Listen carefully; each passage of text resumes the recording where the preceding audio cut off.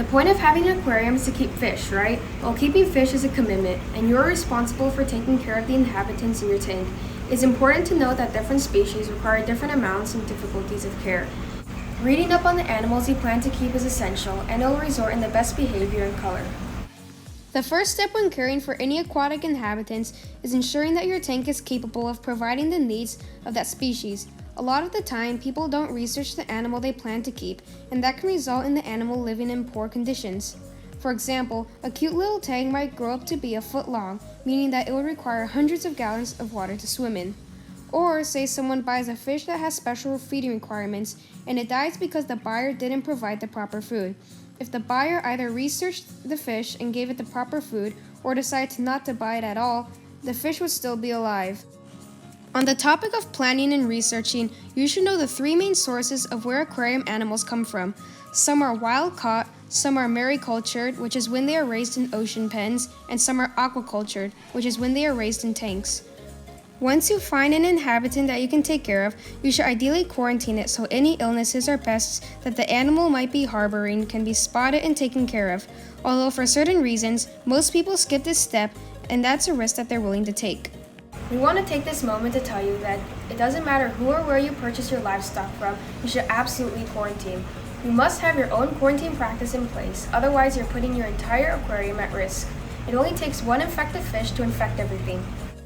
While it may seem tedious to set up a quarantine system, it will pay off in the long run. Plus, a quarantine tank can be as easy as a sponge filter and a heater.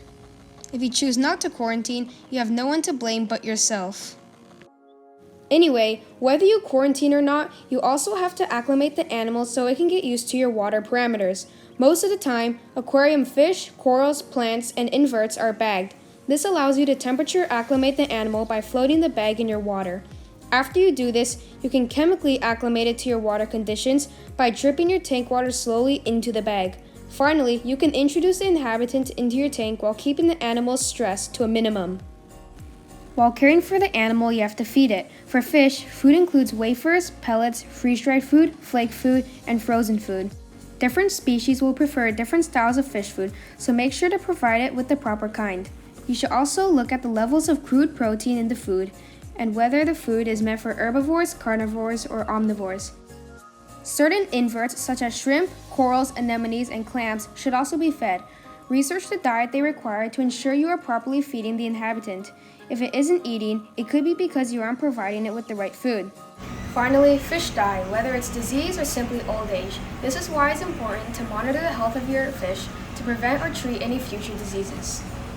There are some things you can't treat, like genetic deficiencies, so that has to be seen before purchase. However, there are many other fish illnesses that are treatable. Fish diseases and illnesses can include fin rot, mouth rot, ick, dropsy, gill infections, eye infections, parasites, and fungus. A lot of these have a medication you can add to your tank water to help, but it's only effective if you spot the illness when it's less severe. Using good practice when keeping aquatic animals is important, just like all the other areas in an aquarium. Owning fish is no different than owning a dog or cat. They are all pets, and giving them their well-deserved care is absolutely necessary for them to thrive.